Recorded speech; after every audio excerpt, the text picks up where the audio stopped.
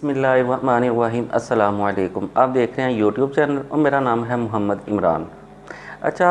कल आपने देखा कि इमरान खान साहब का जो हेलीकॉप्टर है वो तीसरी बार ख़राब हुआ, यानी उसको तीसरी बार हंगामी लैंडिंग करना पड़ी। अच्छा, पिछले दिनों आपने देखा था कि इमरान खान साहब जब गुजरात से जलसा करके वापस आ रहे थे तो उन दिनों भी यही मामला हुआ कि जो इनके काफ़िले की सबसे आगे गाड़ी थी उस गाड़ी को हादसा पेश आया और उस गाड़ी में आग लग गई। अच्छा, फिर इमरान खान साहब का तीसरी बार हेलीकॉप्टर ख़राब होना, यानी बार बार पे दर पे उनका हेलीकॉप्टर ख़राब होना, यह किसी बड़े सानहे की तरफ इशारा देता है। हालांकि इस वक्त पंजाब में इनकी हुकूमत है, पीटीआई क़यादत को,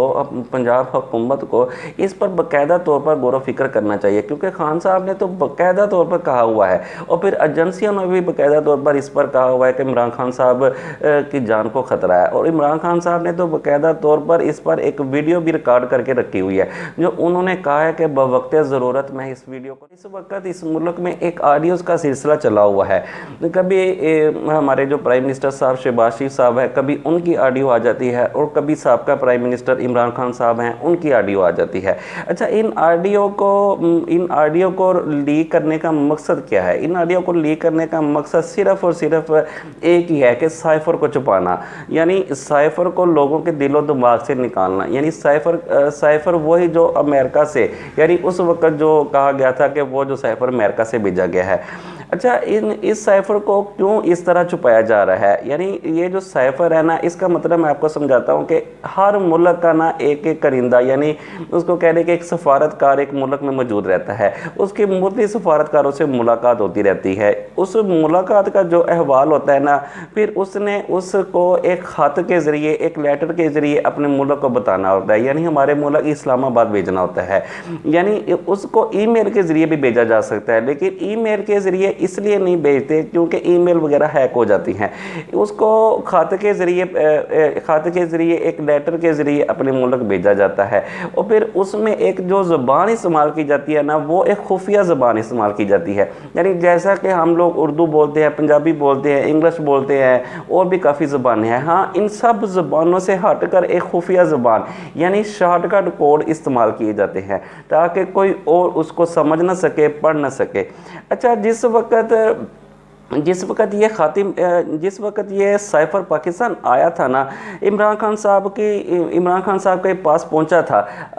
था तो उस वक्त इमरान खान साहब ने इस पर बाकायदा तौर पर एक कौमी सलामती कमेटी का इजलास बुलाया था और फिर उस कौमी सलामती कमेटी के इजलास में बाकायदा तौर पर इस साइफ़र को तस्लीम किया गया था और उसके बाद इस्लामाबाद और वाशिंगटन में इस पर बाकायदा तौर पर एहतजाज भी रिकॉर्ड करवाया गया था। अच्छा, एक ऑडियो जो पिछले दिनों इमरान खान साहब की लीक हुई है, जिसमें इमरान खान साहब साइफ़र के हवाले से बात कर रहे हैं, उस जो ऑडियो का सारा अहवाल है ना, वो आपको मैं एक छोटी सी बात से समझा देता हूँ कि उस ऑडियो का जो सारा अहवाल है ना, वो सिर्फ ये है कि जब वो साइफ़र वाशिंगटन से इस्लामाबाद पहुँचा तो जो वहाँ पर हमारे सफारतकार थे उन्होंने कुछ दिन इंतज़ार किया, यानी उस साइफ़र का यानी उस लेटर का जवाब नहीं उन्हें भेजा गया। ठीक है, उसके बाद उन्होंने उस लेटर का जवाब मांगने के लिए पाकिस्तान रब्ता किया। फिर उस वक्त के जो वज़ीर ख़ारजा थे वो ज़ाहिर है शाह महमूद कुरैशी साहब थे, यानी उनसे रब्ता किया गया और शाह महमूद कुरैशी साहब ने फिर वज़ीर आज़म इमरान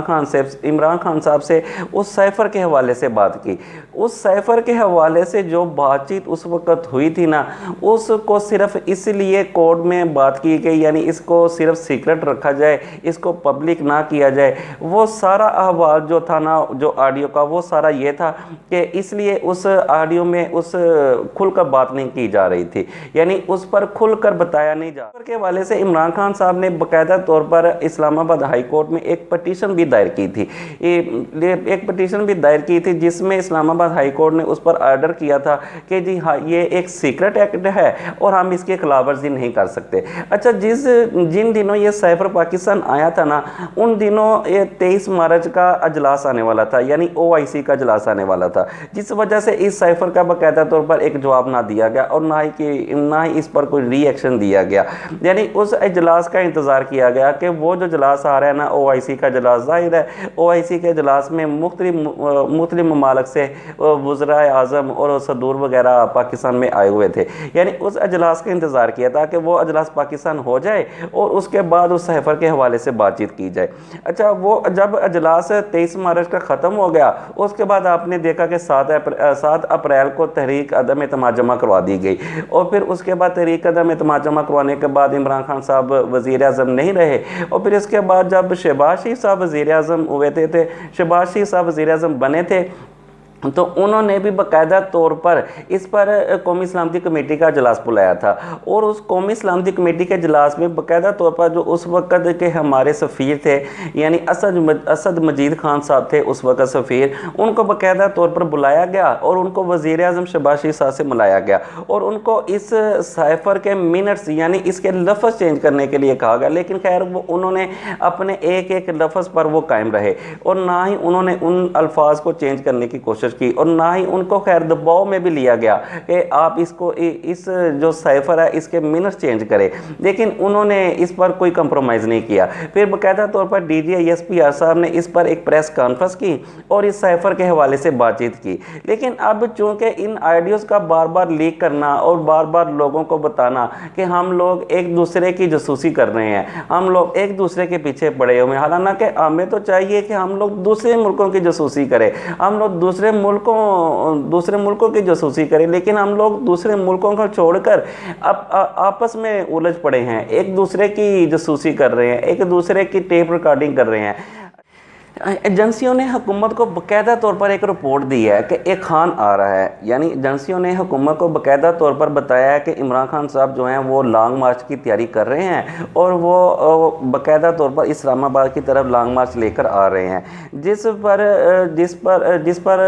इस्लामाबाद को तो मुकम्मल तौर पर कंटेनर लगाकर बंद कर दिया गया है। अच्छा, इसमें मौजूदा हुकूमत ने एक इलेक्शन कमीशन को ख़त भी लिखा है और उन्होंने जो 16 अक्टूबर को ज़िमनी इलेक्शन होने थे ना, वो मुलतवी करने के लिए दरख्वास्त की है कि जी एक सियासी पार्टी है जो 12 से 17 अक्टूबर के दरमियान इस्लामाबाद का मुहासरा करना चाहती है और इसी दौरान 16 अक्टूबर के इलेक्शन है। लिहाजा इन इलेक्शन को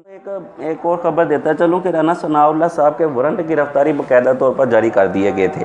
और राना सनाउल्लाह को एंटी करप्शन की टीम गिरफ्तार करने के लिए जब इस्लामाबाद पहुंची तो इस्लामाबाद पुलिस ने उनके साथ कोऑपरेट नहीं किया और उन्हें ये कहकर वापस भेज दिया कि आपने जो वारंट गिरफ्तारी